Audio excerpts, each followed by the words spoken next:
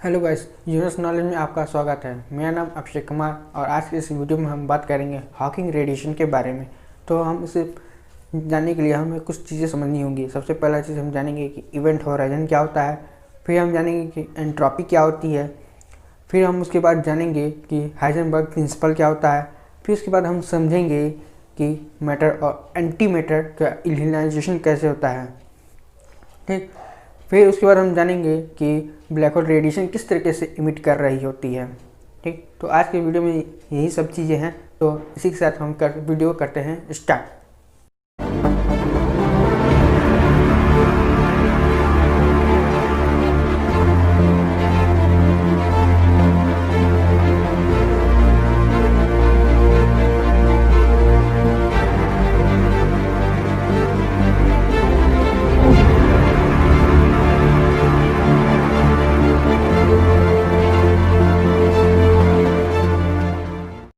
तो event horizon, limitation of gravitational force of black hole, उसी को हम इवेंट होराइजन कहते हैं।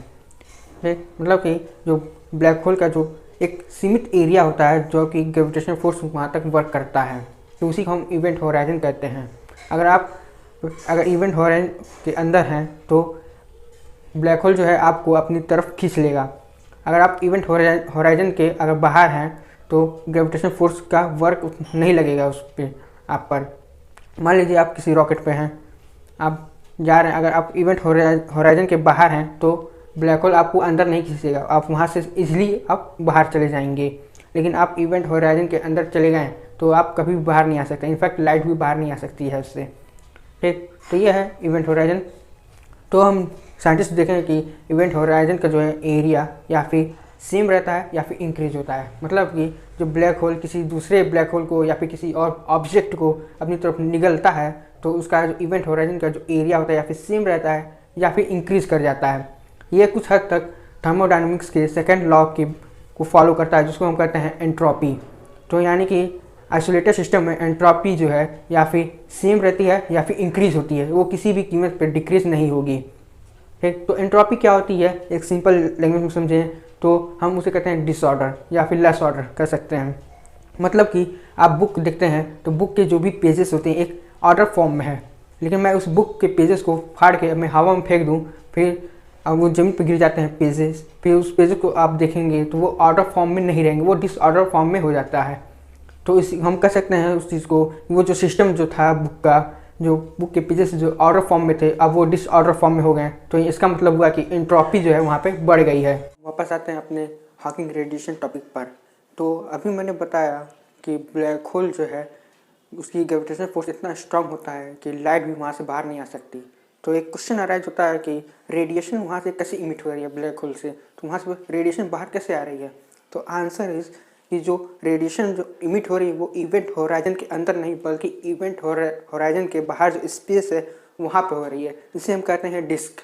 तो रेडिएशन वहाँ पे इमिट होती है। तो जो हम बात करते हैं स्पेस की, तो कहते हैं स्पेस एम्प्टी स्पेस। तो कोई भी स्पेस जो एम्प्टी नहीं होता है, अगर हम क्वांटम फिजिक्स के हिसाब से देखें तो वहाँ पर एम्प्टी स्पेस में भी फील्ड्स वर्क कर रहे होते हैं, यानी कि ग्रेविटेशनल फील्ड और इलेक्ट्रोमैग्नेटिक फील्ड भी वहाँ पे वर्क कर रही होती है। यानी कि एम्प्टी स्पेस कहने का मतलब है कि ग्रेविटेशनल फील्ड और इलेक्ट्रोमैग्नेटिक फील्ड वहाँ पे जीरो हो जाए, तो ऐसा हो नहीं सकता है। ये चीज़ हम बहुत बेहतर तरीके से समझ सकते हैं हाइजेनबर्ग प्रिंसिपल से। हाइजेनबर्ग प्रिंसिपल ये बताता है कि कोई भी पार्टिकल अगर हम उसकी पोजीशन जान लें तो हम उसका मोमेंटम नहीं कैलकुलेट कर पाएंगे। अगर हम उसका मोमेंटम जानते हैं तो हम उसकी पोजीशन कैलकुलेट नहीं कर सकते हैं। ये हाइजेनबर्ग प्रिंसिपल बताता है। तो यहाँ पर भी जो है ये बताता है कि एम्प्टी स्पेस में भी जो है वो कोई भी चीज़ एम्प्टी नहीं होता, वहाँ पे फील्ड्स वर्क कर रहे होते हैं, हम उसे इजीली कैलकुलेट कर सकते हैं। ठीक, हाइजेनबर्ग प्रिंसिपल ये भी बताता है कि एक मैटर है तो उसका उल्टा पार्टिकल भी होता है एंटी मैटर। ये भी जो है हाइजेनबर्ग प्रिंसिपल बताता है हमें। और एक पार्टिकल होता है, एक उसका उल्टा पार्टिकल होता है जिसे हम कहते हैं एंटी पार्टिकल। ये सब पार्टिकल्स जो हैं, पार्टिकल और एंटी पार्टिकल, ये हमारे यूनिवर्स में एग्जिस्ट करते हैं। ये सब हाइजेनबर्ग प्रिंसिपल यही बताता है हमें।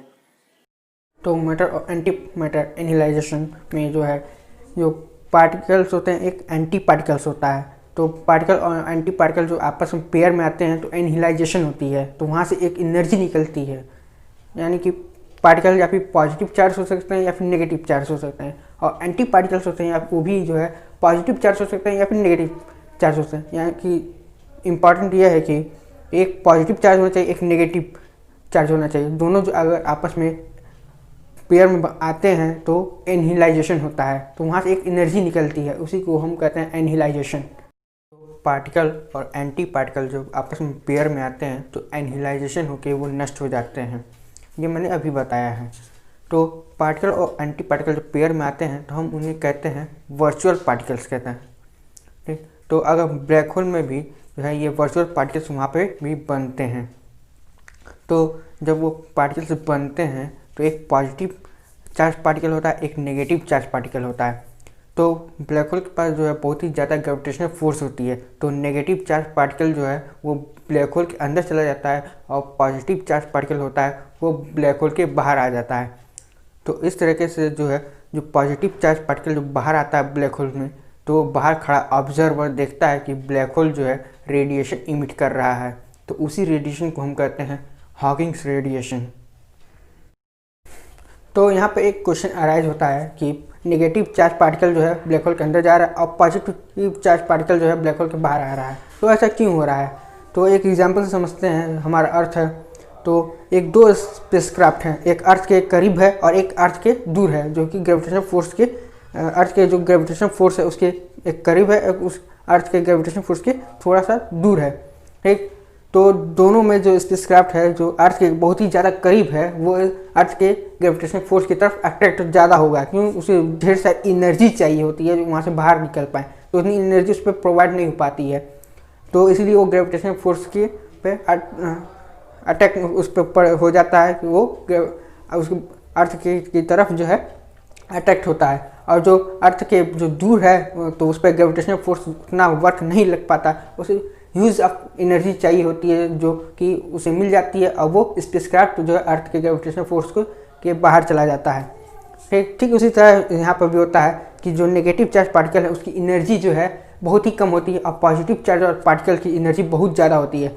तो नेगेटिव चार्ज और पार्टिकल की एनर्जी बहुत कम होती है, इसीलिए वो ग्रेविटेशनल फोर्स पे अट्रैक्ट हो जाता है और वो ब्लैक होल के अंदर चला जाता है। लेकिन पॉजिटिव चार्ज पार्टिकल जो होती है उसके पास एनर्जी बहुत ज़्यादा होती है, इसलिए वो ब्लैक होल से बाहर निकल जाता है, तो इस तरीके से जो है वहाँ पे रेडिएशन इमिट होती है। तो जो ये वर्चुअल पार्टिकल्स हैं, मैंने बताया कि दोनों आपस में पेयर में आते हैं तो इनहिलाइजेशन होकर नष्ट हो जाते हैं एनर्जी के फॉर्म में आके, लेकिन ब्लैक होल के केस में ऐसा नहीं हो रहा है। क्यों? क्योंकि जो रियल पार्टिकल्स होते हैं उनकी एनर्जी जो है पॉजिटिव होती है, लेकिन जो ब्लैक होल की हम बात करते हैं तो वहाँ पे ग्रेविटेशन फोर्स बहुत ज़्यादा स्ट्रांग होता है, तो इसलिए जो है रियल पार्टिकल की एनर्जी जो है वहाँ पे नेगेटिव हो जाती है। इट मीन्स जो है वर्चुअल पार्टिकल जो है ब्लैक होल के पास जो इंटर करता है तो वो रियल पार्टिकल बन जाता है। इट मीन्स जो हम ब्लैक होल में जो वर्चुअल पार्टिकल्स बन रहे हैं, पॉजिटिव पेयर और नेगेटिव पेयर पार्टिकल्स जो बन रहे हैं, वो नेगेटिव पेयर जो है वो ब्लैक होल के अंदर चला जाता है और पॉजिटिव पेयर और पार्टिकल्स जो होते हैं वो ब्लैक होल के बाहर आ जाता है। तो हम देखते हैं रेडिएशन इमिट हो रही है। तो जो हम रेडिएशन की बात करते हैं तो रेडिएशन किस पर डिपेंड कर रहा है? टेम्परेचर पर डिपेंड करता है, यानी कि जितना ज़्यादा रेडिएशन होगा टेम्परेचर भी उतना ही ज़्यादा होगा, ठीक। ये तो हम बहुत ही फेमस इक्वेशन हम जानते हैं, E=mc², यानी कि एनर्जी जो है मास की प्रोपोर्शनल होती है, यानी कि जितना ज़्यादा एनर्जी उतना ही ज़्यादा मास होगा उस ऑब्जेक्ट का, ठीक। तो जो ब्लैक होल में जो नेगेटिव पार्टिकल्स हैं उनकी एनर्जी बहुत कम होती है, तो नेगेटिव पार्टिकल्स जो है ब्लैक होल के अंदर जा रहे हैं, तो यानी कि ब्लैक होल के पास एनर्जी बहुत कम है, यानी कि उसका मास भी क्या होगा? कम होगा। यानी कि फुल अगर एनालिसिस लें तो हम कहेंगे जितना ज़्यादा टेम्परेचर होगा उतना ज़्यादा रेडिएशन इमिट होगा, तो जितना ज़्यादा टेम्परेचर और रेडिएशन इमिट करेगा उतना ही कम जो है उसका मास होगा। यानी कि ये सब प्रोसेस होता ही रहेगा, क्योंकि वर्चुअल पार्टिकल्स वहाँ बनेंगे, फिर इनहिलाइजेशन होगा, फिर वर्चुअल पार्टिकल्स बनते हैं, ऐसे होता बनता रहता, इनहिलाइजेशन होता रहता है। फिर कुछ पार्टिकल्स होते हैं जो नेगेटिव पार्टिकल्स जो ब्लैक होल के अंदर चले जाते हैं और पॉजिटिव पार्टिकल्स जो ब्लैक होल के बाहर आ जाते हैं, तो ये प्रोसेस होता रहता है। और जितना ज़्यादा रेडिएशन बाहर आएंगे, जितना ज़्यादा रेडिएशन होगा उतना ही टेम्परेचर ब्लैक होल का बढ़ेगा और उतना ही क्या होगा? मास डिक्रीज होगा। जो मास डिक्रीज होगा तो कुछ टाइम तो आज की वीडियो में बस इतना ही। अगर आपको मेरी वीडियो अच्छी लगती है प्लीज़ लाइक करें, शेयर करें और सब्सक्राइब करें चैनल को। फिर मिलेंगे किसी और वीडियो में कुछ और नए टॉपिक को लेकर। तब तक के लिए